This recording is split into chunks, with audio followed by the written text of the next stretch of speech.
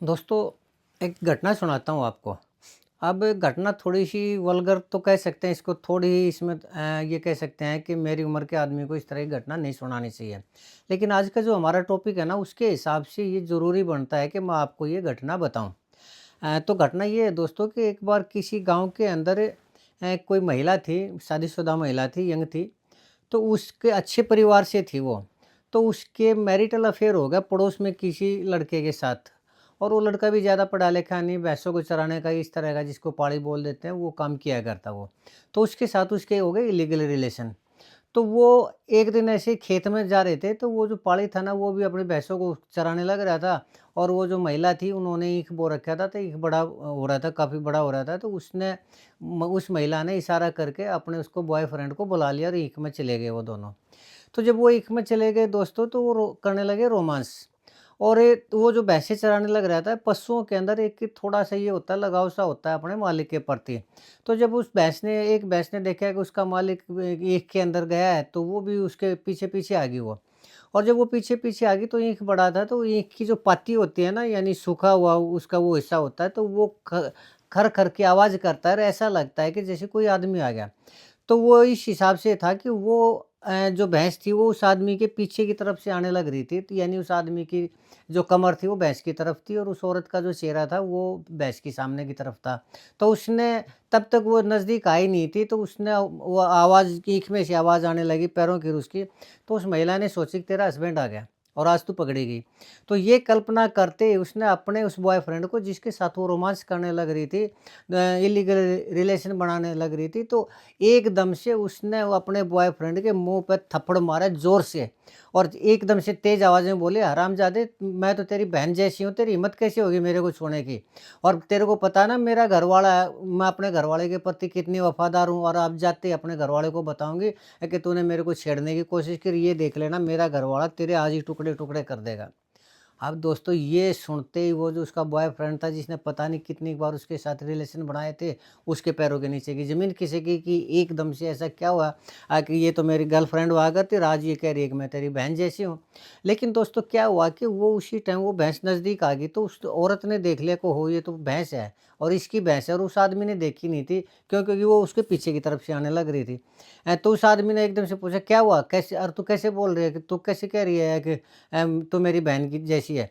तो उसने वो भैंस देख ली थी, वो तो एकदम मुस्कुरा कर एकदम सिंपल उसमें वो आकर एकदम बोली, नहीं, नहीं, नहीं, मैं तो मज़ाक कर रही थी, मैं देखना चाह रही थी ना कि तू मेरे से कितना प्यार करता है, और इस तरह की कोई परिस्थिति आ जाती है तो तू कैसा बर्ताव करता है, और तू तो मेरा बहुत अच्छा बॉयफ्रेंड है, और चल, चल कोई बात नहीं, शुरू हो जाते हैं। तो ये देखिए दोस्तों, बुलाया उस औरत ने उस आदमी को, रिलेशन वो बनाने लग रही थी, और जैसे ही उसको ये शक हुआ कि तेरा हस्बैंड आ गया, उसने उसको ऐसा जवाब दिया, नहीं सिर्फ जवाब दिया, थप्पड़ मारा और ये भी कह दिया कि बोल मेरे को बहन, मैं तेरी बहन जैसी हूँ और आज ही अपने घरवाले को बताऊँगी, नहीं तो जाके न। कैसे पलट गई वो औरत दोस्तों। ये सोचने वाली बात है कि आज महिलाएँ कहाँ तक कैसे पलट जाती, कैसे क्या कर देती है, और इनको अबला नारी कहा जाता है। चलिए एक उदाहरण मैं भी और बताता हूँ। थोड़े दिन पहले मैंने वो देखा था, मीडिया के अंदर देखी थी, लेकिन मैंने उसके ऊपर वीडियो नहीं बनाई। क्यों? क्योंकि ऐसे टॉपिक के ऊपर और ऐसे रिलेशन के ऊपर वीडियो बनाना थोड़ा-सा समाज को गलत संदेश देना होता है। कहानी ये थी दोस्तों कि शायद नोएडा की या दिल्ली की कोई घटना थी, क्योंकि मैंने इसके ऊपर ध्यान नहीं दिया, वो पढ़ के ना और मैंने उसको छोड़ दिया। वो थी कि एक फ्लैट में एक परिवार रहता था, एक यंग लड़का था, उसकी घरवाली थी और एक उसकी माँ थी। तो उनका काम यही था कि वो बुज़ुर्ग आदमियों को फँसाया करती। और बुज़ुर्ग आदमियों को फँसा के न और उनसे पैसे हठाया करते और उससे बनाया करते इल्लीगल रिलेशन।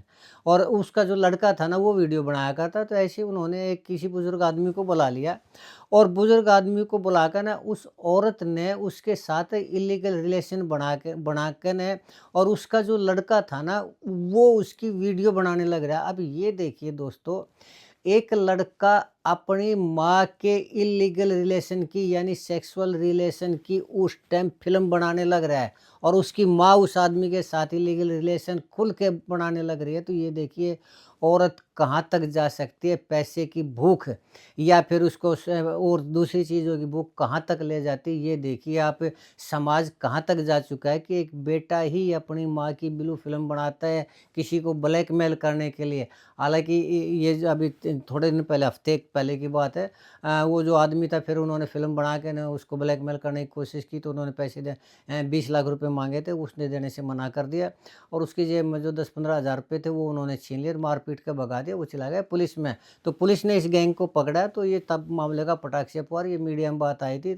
लेकिन मैंने जानबूझ के इसके ऊपर वीडियो नहीं बनाई, क्यों? क्योंकि ये इस तरह की वीडियो से गलत संदेश जाता है। खैर दोस्तों, लेकिन एक चीज़ मैं आपको इसमें क्लियर करना चाहूँ दोस्तों, इस तरह की जो औरतें होती हैं ना, वो 10% ही होती हैं।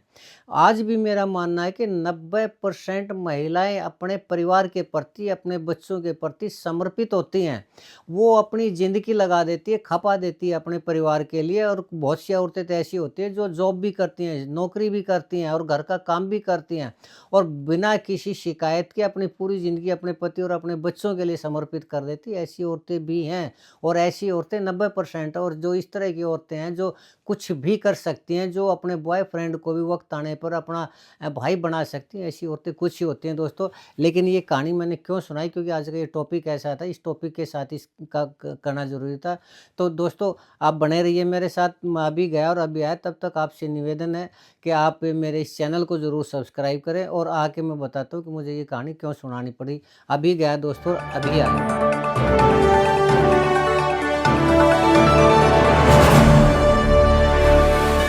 दोस्तों नमस्कार। दोस्तों, मैं सतवीर सिंह अपने यूट्यूब के भारत लिंक ग्लोबल चैनल पर लंदन से आपका स्वागत करता हूँ। दोस्तों, आज मैं कुछ मीडिया रिपोर्ट्स देख रहा था, तो अचानक मेरी नज़र पड़ी एक इंटरव्यू के ऊपर, और वो इंटरव्यू कोई और नहीं, रेलू राम पूनिया की लड़की जो सोनिया है वो देने लग रही थी किसी पत्रकार को, किसी यूट्यूब चैनल वाले को, और वो उसका पुराना जानकार था, इसलिए उसको वो इंटरव्यू दे रही थी। लेकिन दोस्तों, मैं हैरान रह गया जब उसकी बातें मैंने सुनी, और वो बड़े भावुक होकर रो रो के ने ये कहने लग रही थी कि मैंने अपने घर वालों को नहीं मारा, मुझे तो फंसाया गया है, और आज मुझे मेरे घर वालों की बहुत याद आ रही है, और मैं क्यों मारूंगी अपने घर वालों को, मैं तो उनसे बहुत ज़्यादा प्यार किया करती, और ये जो मुझे फंसाने वाला है मेरा घर वाला है, संजीव है, और उसने मुझे जहर पिलाया और मैं तो बेहोश पड़ी हुई थी। तो इसमें न तो मेरा मीडिया ने साथ दिया, न मेरा पुलिस ने साथ दिया, और न ही मेरा कोर्ट ने साथ दिया, सभी ने मेरे को दोषी ठहराया, और मैं इस मामले में बिल्कुल बेकसूर हूँ, और आज मुझे अपने परिवार की याद आने लग रही है। तो दोस्तों, ये देखिए, एक ऐसी लड़की जिसने अपने पूरे परिवार को शमशान घाट बना दिया, अपने घर को ही शमशान घाट बना दिया, अपने बाप को मारा, अपनी माँ को मारा, अपने भाई को मारा, अपनी भाभी को मारा, अपनी भतीजियों को, यहाँ तक कि एक 3 महीने की बच्ची तक को नहीं छोड़ा, और वो ये कह रही है कि मैं बेकसूर हूँ, और मेरा कोई हाथ ही नहीं है इसके अंदर। कितनी हैरानी की बात है दोस्तों।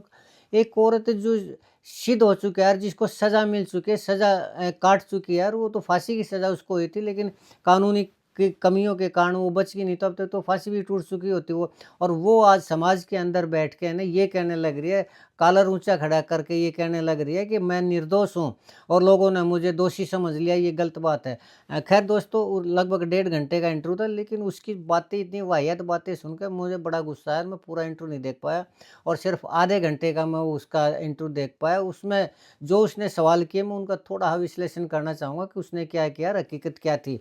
चलिए, पहले तो उसने क्या क्या कहा ये देखते हैं। सबसे पहली बात तो ये है कि उनसे जब सवाल पूछा गया कि आप जेल में अच्छी थी या आप जेल से आने के बाद अच्छी हैं, तो उसने बड़े भावुक होकर ने ये कहा कि मैं जेल में अच्छी थी, और मैं यहाँ आके मुझे अपने परिवार की याद आने लग रही है, मेरे पिताजी की याद आने लग रही है, मेरी माँ की याद आने लग रही है, मेरी बहन की याद आने लग रही है। कोई भी सामाजिक आदमी है, वो बगैर परिवार के नहीं रह सकता। तो आज मैं सोचती हूँ, उनकी याद में रोने लग रही हूँ, और वो वास्तव में रोने लगी, और वो ये कहने लगी कि इससे अच्छा तो मैं जेल में ही रहती।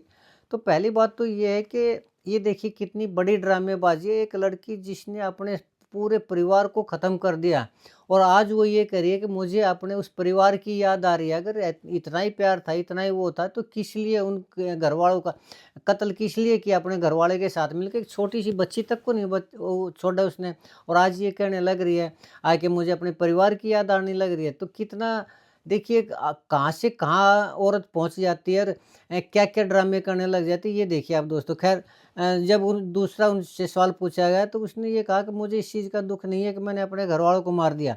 यानी कंट्रोवर्सी भी अपने उनमें वो खुद ही देने लग रही है। कह कुछ रही है, फिर अगली बार कुछ और कह रही है।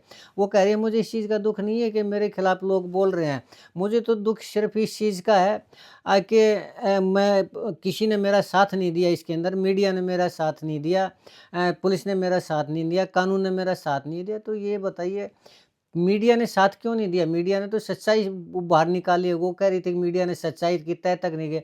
सच्चाई की तह तक क्यों नहीं गए? जब सारी चीज़ दिखाई देने लग रही है, उसकी अपनी स्वीकारोक्ति है, उसके घरवाले को अरेस्ट किया गया है, उसने खुद ये किया है कि सोनिया ने मारा है और उसने भी बताया कि मैंने भी मारा है, लेकिन सोनिया के कहने से मारा है। पहले सोनिया ने उनको भतीजी को और उनको मारा और फिर मेरे को मजबूर किया गया मारने के लिए। और वो ये कह रही है कि मीडिया सच्चाई पता नहीं कर पाई। और इससे ज़्यादा क्या सस्ता, जब सब कुछ साबित हो चुका था कि मारने वाली ही सोनिया है, और ये कह रही है कि मीडिया को वहाँ जाना चाहिए था और पुलिस को सच्चाई पता करनी। पुलिस ने तो सच्चाई पता कर ली, उसने तो सारे सबूत कर लिए, इकट्ठे कर लिए सबूत। फॉरेंसिक रिपोर्ट थी वो सारी इकट्ठी कर ली, और जितने परिस्थिति जन्य साक्ष्य थे उसके बाद ही तो उसको सजा हुई होगी ना। और वो ये कह रही है कि पुलिस ने मेरा साथ नहीं दिया, मीडिया ने मेरा साथ नहीं दिया। कमाल की है बात है कि मतलब इल्ज़ाम भी दूसरों को लगाने लगे। खैर तो उसने कहा कि आज मैं अगले सवाल पे उसने कहा कि आज मैं इसलिए ज़िंदा हूँ कि मैं कुछ करना चाहती हूँ, अपने परिवार के सपने को पूरा करना चाहती हूँ, जो वो ड्रीम मेरे पिताजी ले रहे थे, अपने पिताजी के ड्रीम को पूरा करना चाह रही हूँ। मैं समाज सेवा करना चाह रही हूँ, समाज के लोगों के लिए कुछ करना चाह रही हूँ, जो ज़रूरतमंद है उनके लिए कुछ करना चाह रही हूँ। तो दोस्तों ये सवाल सुनकर मुझे हँसी भी आ रही थी, दुःख भी आ रहा था।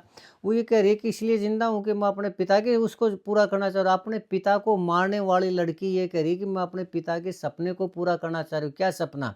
उसका पिताजी तो एमएलए हुआ करता, तो क्या इसका मतलब ये है कि वो एमएलए बनना चाह रही है? यानी समाज के अंदर अपने आप को निर्दोष साबित करके जो सज़ा काट के ने जिसको कानून ने अपराधी घोषित किया और उसकी सज़ा दी, और वो ये कहने लग रहे हैं कि मैं निर्दोष हूँ और मैं समाज के बीच में आना चाह रही हूँ और ज़रूरतमंदों की मदद करना चाह रही हूँ और अपने पिता के सपने को पूरा करना चाह रही हूँ। ज़रूरतमंदों की क्या मदद करना चाह रही है? एक आदमी की जैसी फितरत होती है वैसा ही तो काम करता है ना वो। अब जिसको जो काम आता है, अब इसको तो कत्ल करना आया, तो क्या ये ज़रूरतमंदों को कत्ल करना सिखाएगी? जो और अपने परिवार वालों को मारना चाह रहे हैं, क्या उनको हत्या करने के तरीके समझाएगी? कैसे हत्या की जाती है, कैसे सबूत मिटाए जाते हैं, या कैसे छोटी-छोटी 3-3 महीने की बच्ची को कैसे मारा जाता है? क्या ज़रूरतमंदों को ये सिखाएगी? यही समाज सेवा है? और क्या एमएलए बन के न और अब वो करना चाह रही है, अपने पिता के सपने को पूरा करना चाह रही है कि एमएलए बने? बड़ी हैरानी की बात है। ख़ैर चलिए दोस्तों, तो उसका ये था कि उसने ये कहा कि मेरा तो कसूर इतना था कि मैंने गलत आदमी के साथ मैरिज कर लिया, यानी चुनाव कर लिया। यानी वो अपना पूरा का पूरा जो ठीकरा है ना, वो अपने घरवाले के ऊपर फोड़ने लग रही है। वो ये कह रही है कि ये सारा मेरे घरवाले ने किया है, और मेरे को तो मेरे घरवाले ने ज़हर की बोतल पिला दी थी, तो मैं तो बेहोश हो गई थी, और उसके मैंने तो कुछ किया ही नहीं, मेरे घरवाले ने किया सब कुछ, कत्ल सब कुछ किया। अगर तेरे घरवाले ने कत्ल किया तो फिर तुम्हें सज़ा किसी क्यों नहीं मजिस्ट्रेट के सामने कहा, क्यों नहीं कोर्ट के सामने कहा, क्यों नहीं पुलिस के सामने कहा, क्यों नहीं पब्लिक प्रेस कॉन्फ्रेंस करके या मीडिया के सामने क्यों नहीं कहा कि मेरे घरवाले ने मारा और मेरे को तो इसने ज़हर पिला दिया था? तब तो खुद वो ये कह रही थी कि हाँ मैंने मारा है, सारा कसूर मेरा ही है और मुझे फांसी की सज़ा दो, और वो साबित भी कर रही है कि मैंने तो मारा ही नहीं, मेरे घरवाले ने मारा है। तो घरवाले के साथ लव मैरिज, घरवालों ने तो चुनाव नहीं किया था, उसका चुनाव भी तो तुमने ही किया था। क्या ऐसा ऐसे आदमी का चुनाव किया था कि वो तुम्हारे साथ मिलके तुम्हारे पूरे परिवार को प्रॉपर्टी के लिए मार दे? खैर चलिए दोस्तों, अच्छा अगला सवाल उसने पूछा कि मैंने सिर्फ़ स्वीकारोक्ति दी है इसलिए मुझे सज़ा मिल गई? बिल्कुल नहीं। यानी कन्फेशन की कह रही है वो कि मैंने कोर्ट के सामने कन्फेस किया कि हाँ मैंने मारा है और सिर्फ़ इसी बात के लिए मुझे सज़ा मिल गई। ऐसा बिल्कुल भी नहीं है। सिर्फ़ किसी आदमी के स्वीकार कर लेने से कि मैंने कत्ल किया है, कोर्ट सज़ा नहीं देता, उसके पीछे सबूत होते हैं, फिंगरप्रिंट्स होते हैं, एफएसएल रिपोर्ट होती है, फुटप्रिंट होते हैं, फिजिकल प्रेजेंस होती है, उसकी कॉल डिटेल होती है, और दूसरी चीज़ें बहुत सी ऐसी चीज़ें होती हैं जिनको देख के ही कोर्ट सज़ा देती है, और उन चीज़ों को पता करने का उनको फाइंड आउट करने का काम पुलिस का होता है। पुलिस ने सारे सबूत इकट्ठे किए, कोर्ट के सामने रखे, तो कोर्ट ने सज़ा दी। सिर्फ़ कन्फेशन करने से कि हाँ मैंने मारा है, कन्फेशन करने से इस तरह सज़ा नहीं मिलती, और सिर्फ़ स्वीकारोक्ति से यानी कन्फेशन से अगर वो मिलती हो, कन्फेस करने से सज़ा मिलती हो, तो कितने बेरोज़गार आदमी घूम रहे जो काम धाम करना नहीं चाह रहे, वो जाके कोर्ट में यही तो कहना है कि मैंने कत्ल किया, और आराम से जाके जेल में जाके रोटी खाएंगे। या फिर कितने बुजुर्ग आदमी हैं जिनके परिवार वाले हैं, वो रखना नहीं चाह रहे, या वो कुछ कर नहीं सकते, खाना नहीं पका सकते, जो अकेले हैं, उन्होंने भी जाके एक बार यही तो कहना है कि मैंने कत्ल किया है उसका, और आराम से बैठ के जेल में रोटी खाते रहेंगे, अपन गुजारा होता रहेगा। थोड़ा इतना आजीवन कारावास की वो कर देंगे कि हमने ये इतने कत्ल किए हैं, और आराम से जेल में बैठ के रोटियां तोड़ते रहेंगे। सिर्फ स्वीकार करने से कानून सज़ा नहीं देता, अदालत सज़ा नहीं देती। जब तक के सबूत, मजबूत सबूत ना हो, सॉलिड एविडेंस ना हो, तब तक कोर्ट सज़ा नहीं देती। और ऐसे कितने ही केस हैं जिन्होंने स्वीकार किया, लेकिन उस स्वीकारोक्ति को कोर्ट ने मना कर दिया। क्यों? क्योंकि वो सबूत नहीं थे। तो इस मामले में भी जब सबूत थे तो सज़ा मिली, सिर्फ कन्फेस करने से सज़ा नहीं मिली इस केस में। तो सोनिया दोषी थी तो सज़ा मिली। खैर दोस्तों, इसके अलावा उसने कहा कि मैं जेल के अंदर मरना चाहती थी, और मुझे अब ये लग रहा था कि मैंने एक बहुत बड़ा गुनाह कर दिया, इसलिए मैं जीना नहीं चाहती थी। और जो जेल वाले थे उन्होंने मेरे को बचाया और मेरे को बच्चे की तरह रखा, और इसलिए मैं नहीं मर पाई। तो सोनिया जी, अब तो आप जेल में नहीं है ना, तो नेक काम करना चाह रही थी, तो अब किसने रोका है? बहुत सी रेलगाड़ियाँ चलती है, बहुत सी गाड़ियाँ चलती हैं, अब कौन रोक रखा? तुम्हारे जैसी औरतों के लिए क्या इस दुनिया में जगह है क्या? अब ये कह रही है कि मेरे को तो परमात्मा ने जिंदा रखा है, कि मेरे से कोई विशेष काम करवाना चाह रहा है, और मुझे उसने तपा के ने कुंदन बना दिया। वाह! पूरे घर को ख़त्म कर दिया, और अब कह रही है कि परमात्मा कोई विशेष काम करना चाह रहा है। क्या 10-20 और मर्डर करना चाह रही हो? इसलिए परमात्मा ने वो रखा है, और क्या इसलिए परमात्मा ने मजबूत बनाया? परमात्मा न किसी को मजबूत बनाता है, न किसी को कमज़ोर बनाता है, न किसी को कुंदन बनाता है, न तपाता है। परमात्मा सिर्फ़ कर्मों की सज़ा देता है। अगर आप अच्छे कर्म करेंगे तो अच्छे कर्मों का फल मिलेगा आपको, परमात्मा देगा। अगर दुष्कर्म करेंगे तो उन दुष्कर्मों का भी दुष्फल यानी सज़ा देता है परमात्मा। परमात्मा के पास इतना वक़्त नहीं है कि वो आपको कुंदन बनाता रहे, आपकी परीक्षा लेता रहे, आपके साथ चलता रहे। बिल्कुल नहीं, प्रकृति का नियम है, जैसा कर्म करोगे वैसा सिर्फ फल मिलेगा। परमात्मा न तो कठोर है, न दयालु है। बहुत से गाने बने हैं, प्यार का सागर तू फलाना। परमात्मा कोई प्यार व्यार का सागर नहीं है, कोई दयालु नहीं है परमात्मा। परमात्मा सिर्फ कर्मों का फल देता है, चाहे वो दुष्फल हो या सफल सुफल हो। परमात्मा सिर्फ करनी की सज़ा देता है या इनाम देता है। इसके अलावा परमात्मा का कोई भी रोल नहीं है। इसलिए मैं बार बार कहता हूँ कि कर्म अच्छे करिए, परमात्मा से डरने की ज़रूरत नहीं है। क्यों? क्योंकि अगर आप कर्म अच्छे करेंगे तो आप किसी मंदिर में मत जाइए, किसी मस्जिद में मत जाइए, किसी गुरुद्वारे में मत जाइए। आपको वो एक याद होगा ना, वो ईंट के ऊपर भगवान खड़े हो गए, वो भगवान खड़े हो गए, तो वो क्या था कि अपने माँ-बाप की सेवा कर रहा था, वो भगवान का भगत था। लेकिन अपने माँ-बाप की सेवा कर रहा था, तो भगवान तभी उसको दर्शन करने आए, तो उसने कहा कि मैं भगवान हूँ। तो उसने भगवान को ये कह दिया, मेरे पास अभी टाइम नहीं है, मैं अभी माँ-बाप की सेवा करने लग रहा हूँ। तो उसने कहा कि मैं कहाँ बैठूँ? तो उसने एक ईंट फेंक दी, कि इसके ऊपर बैठ जाए। तो वो परमात्मा एक पैर से उस ईंट के ऊपर खड़ा रहा। क्यों? क्योंकि वो अपने माँ-बाप की सेवा करने लग रहा था, और माँ-बाप की सेवा, परमात्मा की सेवा सबसे बड़ी सेवा होती है। और परमात्मा ऐसे आदमी के लिए एक पैर पर भी खड़ा हो सकता है। लेकिन अगर दुष्कर्म करेगा तो किसी भी गुरु की शरण में जाइए, किसी मंदिर में जाइए, कहीं जाइए, आप सज़ा से नहीं बच सकते। और चाहे फिर आप कितनी ही एक्टिंग करिए कि परमात्मा परीक्षा ले रहा है, परमात्मा कुंदन बना रहा है, परमात्मा कोई महान काम मेरे से करवाना चाह रहा है, परमात्मा किसी से कोई महान काम नहीं करवाता। सिर्फ इंसान अपने कर्मों से महान बनता है या कर्मों से राक्षस बनता है। और सोनिया जी, तुमने, सॉरी मैं जी लगा गया, ऐसी औरत के साथ जी नहीं लगाते। मैडम सोनिया, तुमने जो कर्म किए हैं, परमात्मा सिवाय सज़ा देने के और कुछ भी नहीं करेगा।